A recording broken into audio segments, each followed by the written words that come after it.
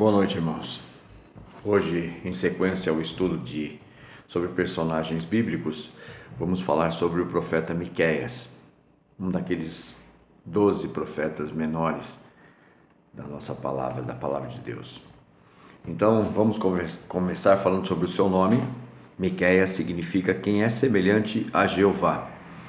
Ele mesmo faz uma referência ao seu nome no capítulo 7, versículo 18, quando no finalzinho do livro ele vai dizer: Senhor, quem é semelhante a ti? Quem é semelhante a Deus, que é capaz de perdoar, de aniquilar, de jogar no fundo do mar as nossas culpas? A personalidade deste homem era marcante. Ele era nativo de uma pequena aldeia a 30 quilômetros de Jerusalém.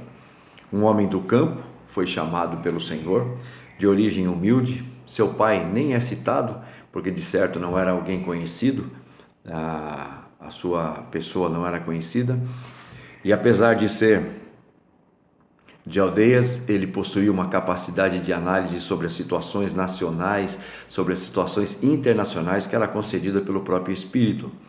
Ele era também alguém que estava muito inteirado da situação política do seu país. Miqueias, alguns comentaristas dizem, ele era um profeta dos pobres, amigo dos oprimidos, com uma ética de valores muito bem definida, que fazia com que ele se levantasse contra todo tipo de injustiça ou de opressão.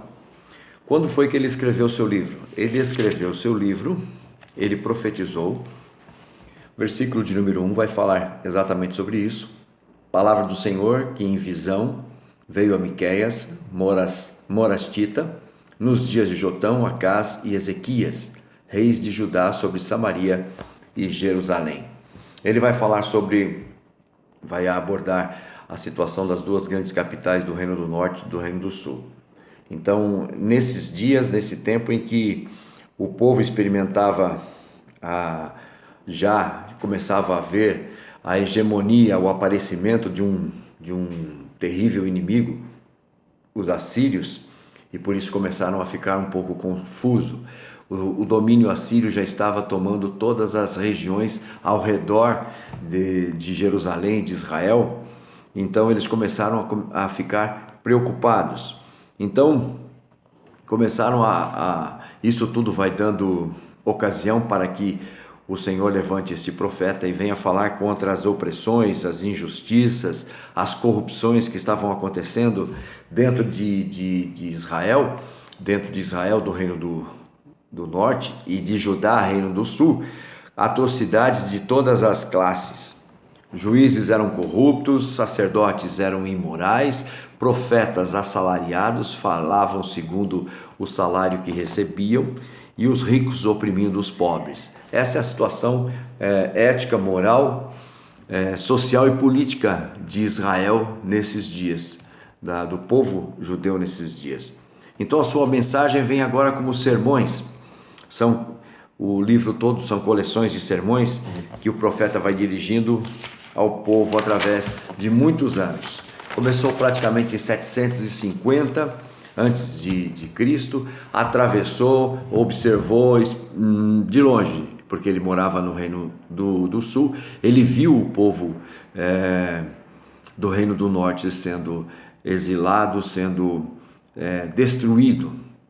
Ele então vai falar exatamente isto, vai falar sobre essa situação. Mas é interessante notar que o livro de Miqueias, ele tem uma atemporalidade. Ele trabalha com fatos que são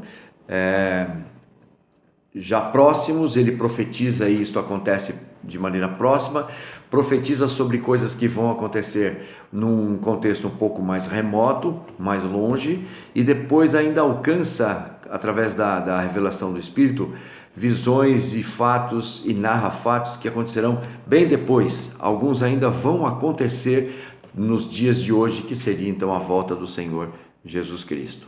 Então veja, o livro dele se divide em 3 partes. Nós vamos hoje observar isso. Capítulos 1 e 2 é a primeira grande porção. Segunda porção vai 3, 4 e 5, capítulos 3, 4 e 5. Terceira porção, capítulos 6 e 7. Nós vamos dividir isto estudando hoje o capítulo 1, 2, 3 e 4. E no domingo à noite faremos um estudo terminando tudo isto, tratando sobre os capítulos 5, 6 e 7. Uma mensagem mais atual, mais aplicada para os nossos dias.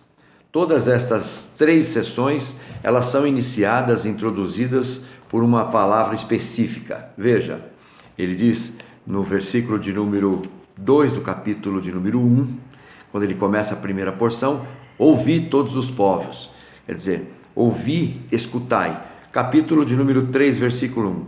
Disse eu, ouvi agora vós, cabeças de Jacó. Depois, no capítulo 6, que é a última porção do livro, ouvi agora, diz o Senhor, levanta-te e defende a tua causa perante os montes e ouçam os outeiros a tua voz. Então é uma chamada característica que vai dividir então em três porções. Cada sessão contém uma descrição do pecado e da corrupção.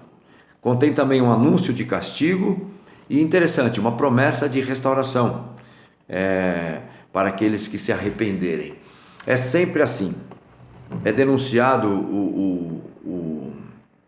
o pecado e a corrupção, é anunciado o juízo, é dada uma notícia de esperança de restauração. Vamos então começar com o capítulo 1 e 2. Samaria e Jerusalém são chamadas a atenção. Ele vai falar sobre Samaria e Jerusalém. São as duas capitais do Reino do Norte e do Reino do Sul. Caíram por causa do seu pecado. Mas mas mesmo assim um pequeno remanescente será salvo. É isso que Miqueias deixa claro. O versículo 1 o capítulo 1, dos versículos de 2 a 12, diz que as capitais serão todas destruídas. Há uma descrição de detalhes, com detalhes de tudo que vai acontecer com essas cidades. A primeira porção, o primeiro sermão já vem para anunciar a capital, que seria a representação de todo o reino. O capítulo 2, de 1 a 11, o profeta vai fazer uma lista dos pecados de Samaria e de Jerusalém, denunciando então estes pecados. Miqueias aponta sem medo todos os abusos sociais. É interessante, irmãos, que nós tenhamos o cuidado, na interpretação destes profetas, para que não façamos associações com o povo de Israel e o povo do Brasil, por exemplo, como nação. É preciso entender que toda vez que os profetas se dirigem a Israel, se dirigem aos reinos do norte, aos reinos do sul, ao povo de Deus, ele está falando hoje para uma aplicação, seria com a igreja de Cristo Jesus sobre a terra hoje. Então é isso que nós precisamos entender e sempre lembrar. Não podemos correr um risco bastante provável de que façamos uma aplicação das nações, das palavras de Deus à nação de Israel, aplicando hoje às nações como existem hoje, por exemplo, o nosso país, o Brasil. Nos versículos de número 12 e 13, veja do versículo do capítulo 2, estamos ainda no capítulo 2, Deus promete restauração. Ele vai reunir suas ovelhas como um pastor e serão guiados por um único rei. Certamente, diz assim o versículo 12, certamente te ajuntarei todo, ó Jacó, certamente congregarei o restante de Israel. Poloeis todos juntos como ovelhas no aprisco, como rebanho no meio do seu pasto. Farão grande ruído por causa da multidão dos homens. Subirá diante deles o que abre caminho. Eles romperão, entrarão pela porta e sairão por ela, e o seu rei irá diante deles, sim, o Senhor à sua frente. Ele vai falar aqui de Jesus Cristo, já começa a falar e prenunciar Jesus Cristo como aquele que vem como pastor para as ovelhas e rei do seu povo.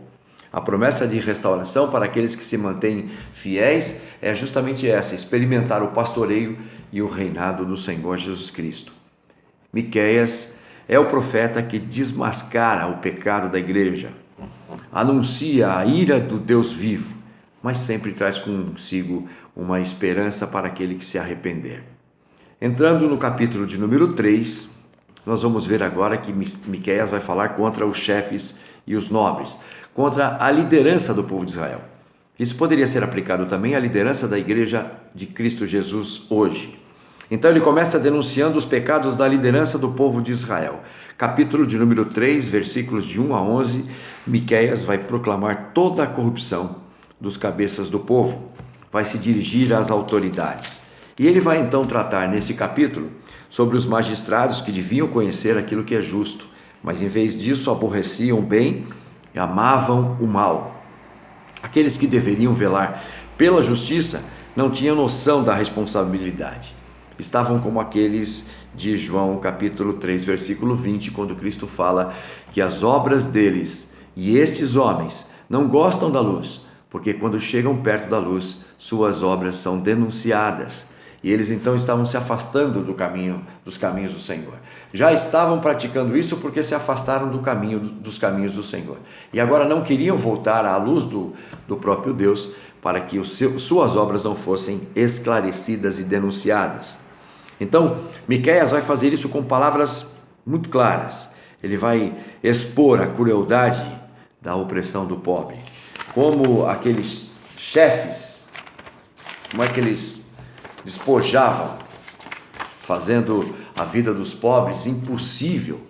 Para eles não havia direito nem justiça. Então, a opressão dos que podiam, da liderança, dos que estavam sobre eles, então fazendo tudo de errado. Profetas também eram culpados, diz o profeta Miqueias, pois eles estavam associados com os dirigentes religiosos. Isso significa o quê? O salário deles vinha da mão destes homens. Os profetas tinham uma tarefa de revelar a vontade de Deus, mas não queriam dar a conhecer, a não ser dizer mentiras e falsidades, fazendo o povo errar, porque isto favorecia a liderança que estava corrupta, a liderança que estava se aproveitando da situação e despojando os pobres. Essa é a característica de falso profeta, proclamar uma falsa segurança. Então a qualidade da mensagem do falso profeta dependia do seu salário, é claro, dos seus interesses, daquilo que lhe era mais conveniente. E Miqueias, ao contrário, dizia que o verdadeiro profeta, agora sim, depende do Espírito Santo. A sua inspiração vem do Senhor e não do seu salário. Então você vê que isso também tem uma aplicação muito com os dias de hoje, quando vamos tratar, por exemplo, da liderança religiosa da Igreja de Cristo sobre a terra. Quando os interesses financeiros e políticos interesses financeiros por último, eles acabam se sobrepondo à verdade da palavra de Deus, à fidelidade da verdadeira pregação. E homens estão se vendendo para que possam então adquirir aquilo que eles esperam. É a sede do poder, do sucesso, do dinheiro, que leva os homens então a subverter a palavra de Deus. Mas Miqueias vai anunciar o castigo para estes. Vai tratar e vai dizer do castigo que eles receberão. Veja o versículo de número 4. E então chamarão ao Senhor, mas não os ouvirá. Antes esconderá deles a sua face naquele tempo, visto que eles fizeram mal nas suas obras. Veja o versículo de número 6. Portanto, se vos fará noite sem visão, terei trevas sem adivinhação, pôr-se-á o sol sobre os profetas e sobre eles se enegrecerá o dia. Os videntes se envergonharão. Versículo 7. Os videntes se envergonharão e os adivinhadores se confundirão. Sim, todos eles cobrirão o seu bigode, porque não há resposta de Deus. Vamos ainda para o versículo de número 12, terminando. Portanto, por causa de vós, Sião será lavrada como um campo, e Jerusalém se tornará em montões de ruínas, e o monte do templo numa colina coberta de mato. Essa é a consequência para aqueles que trazem uma palavra enganadora. A igreja sofre com isto. Miqueias então vai dizer que os pecadores vão receber seu castigo de Deus. E por causa dos seus pecados, toda a igreja, quer dizer, todo o povo de Israel naquela oportunidade e toda a igreja hoje também haverá de sofrer. Eles vão clamar e não receberão a misericórdia, como está em Provérbios capítulo de número 28, naquele dia me procurarão e não me acharão. Deus os deixará à sua própria sorte, que será a ruína e a destruição. Então, isto é o verdadeiro juízo para aqueles que estão ainda negociando os valores e os princípios da palavra de Deus. Aqueles que pregam o falso evangelho receberão de Deus a vergonha e a lamentação. Ainda nessa segunda porção, no capítulo de número 4, que é a segunda parte dessa segunda sessão, no capítulo 4, chegando então, nós vamos ver que Deus, depois de toda a demonstração, depois de todo o castigo que ele prometeu, ainda haverá misericórdia para aqueles que se arrependerem. Esta é a verdade. Veja no capítulo de número 1, versículos de 1 até o 15. Mas nos últimos dias acontecerá que o monte da casa do Senhor será estabelecido no cimo dos montes, e se elevará sobre os outeiros, e para lá afluirão os povos. Há consolo nessas palavras, não só para Israel, mas para também a igreja de hoje. Há um quadro de como será a igreja de Jesus, como hoje nós vemos. E gente de todos os lugares, de todas as regiões do mundo, buscando na palavra de Deus e na igreja a revelação de Deus. No Pentecoste já aconteceu um cumprimento desta profecia. Gentios que estavam lá em Jerusalém começaram a ouvir em suas próprias línguas a anunciação do Evangelho. E agora, é claro, através dos missionários, a palavra de Deus em todas as línguas, para todos os povos, ela é anunciada. Veja o versículo de número 2. Irão muitas nações e dirão: vinde, subamos ao monte do Senhor e à casa do Deus de Jacó, para que nos ensine os seus caminhos, e andemos pelas suas veredas, porque de Sião procederá a lei, e a palavra do Senhor de Jerusalém. É isso que está agora acontecendo nos dias de hoje. A igreja estabelecendo a lei do Senhor, proclamando a lei do Senhor, e muitos vindo de todas as partes para a igreja. Não só para aqueles que eram de Israel, mas também agora um caminho de salvação para todo o mundo.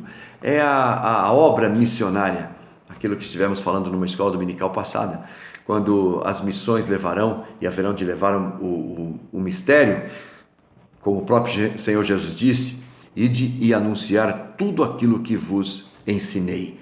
Para então, o judeu, Jerusalém, que era o centro da salvação, Jesus ali foi morto, Jesus ali ressuscitou. Hoje é a igreja, o centro de toda a anunciação de verdade para o mundo. Nos versículos 12 e 13, nós vamos encontrar a destruição dos inimigos de Israel. Mas não sabem os pensamentos do Senhor, nem entendem o plano que as ajuntou como feixes na ilha. Levanta-te e debulha, ó filha de Sião, porque farei de ferro o teu chifre, de bronze as tuas unhas. E esmiuçarás a muitos povos, e o seu ganho será dedicado ao Senhor, e os seus bens ao Senhor de toda a terra. Os inimigos de Sião serão destruídos, os da igreja, portanto, também serão. Aqui temos também uma profecia que se aplica para os dias de imediato para Israel, quando eles então serão libertos da conquista, da opressão daqueles povos. Veja o versículo de número 10, diz assim: sofre dores e esforça-te, ó filha de Sião, porque aqui está para dar à luz, porque agora sairás da cidade e habitarás no campo, e virás até a Babilônia. Ali, porém, serás libertada. Ali te remirá o Senhor das mãos dos teus inimigos. Veja, a profecia vai muito além, até para depois daqueles dias, quando veio o cerco da Babilônia e o povo foi deportado. Agora o reino do sul foi deportado. E Miqueias já tem esta visão aqui.